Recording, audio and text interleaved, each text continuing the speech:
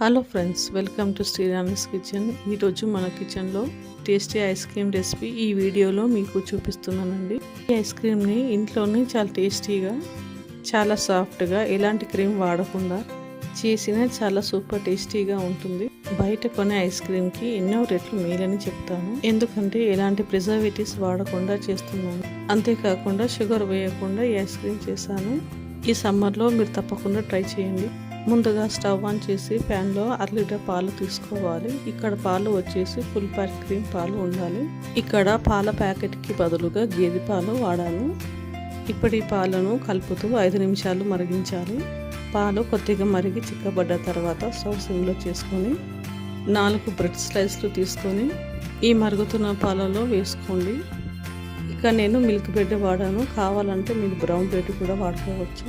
బ్రెడ్కి బదులుగా 4 రస్కులు కూడా మీరు వాడుకోవచ్చు. ఈ బ్రెడ్ స్లైస్లు పాలలో కలుపుతూ 5 నిమిషాలు మీడియం ఫ్లేమ్లో ఉడికించాలి. ఇలా బ్రెడ్ వేయడం వలన ఐస్ క్రీమ్ టేస్ట్ చాలా బాగుంటుంది. ఈ ఐస్ క్రీమ్లో ఎలాంటి కార్న్ఫ్లవర్, కస్టర్డ్ పౌడర్ వాడకపోయినా మంచి రుచిగా, సాఫ్ట్గా ఐస్ క్రీమ్ తయారవుతుంది. అలాగే ఇందులో 7-8 జీడిపప్పు పలుకులు తీసుకోండి. దీంతో ఐస్ క్రీమ్ తయారయ్యాక గట్టి పడకుండా చాలా రుచిగా, సాఫ్ట్గా ఉంటుంది. ఇక్కడ నేను కాజును డైరెక్ట్గా వేసాను, కావాలంటే పొడి చేసుకొని కూడా వేసుకోవచ్చు. అలాగే ఇందులో 1 కప్పు బెల్లం తీసుకోండి. ఈ బెల్లం మొత్తం కరిగిపోయేంత వరకు 2 నిమిషాలు లో ఫ్లేమ్లో ఉడికించాలి. చూడండి, బెల్లం మొత్తం కరిగిపోయి దగ్గర పడింది కదా. ఇప్పుడు దీంట్లో 2 యాలకుల పొడి తీసుకోండి. యాలకుల పొడి వేయడం వలన ఐస్ క్రీమ్ మంచి ఫ్లేవర్తో టేస్ట్ చాలా బాగుంటుంది. 2 నిమిషాలు ఉడికించిన తర్వాత స్టవ్ ఆఫ్ చేయాలి.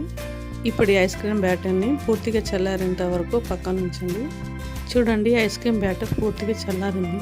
ఈ చల్లారిన ఐస్ క్రీమ్ బ్యాటర్ని మిక్సర్ జార్లో వేసుకొని మెత్తని పేస్ట్ చేసుకోవాలి.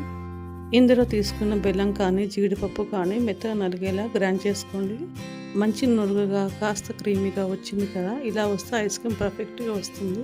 ఐస్ క్రీమ్ బ్యాటర్ని ఒక గిన్నెలో వేసుకోండి, కావాలంటే మీ ప్లాస్టిక్ బాక్స్లో కూడా వాడుకోవచ్చు.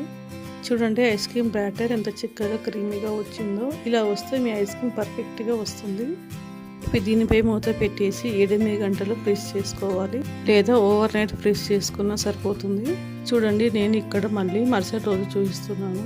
చూడండి, ఐస్ క్రీమ్ చక్కగా ఫామ్ అయి గట్టి పడింది.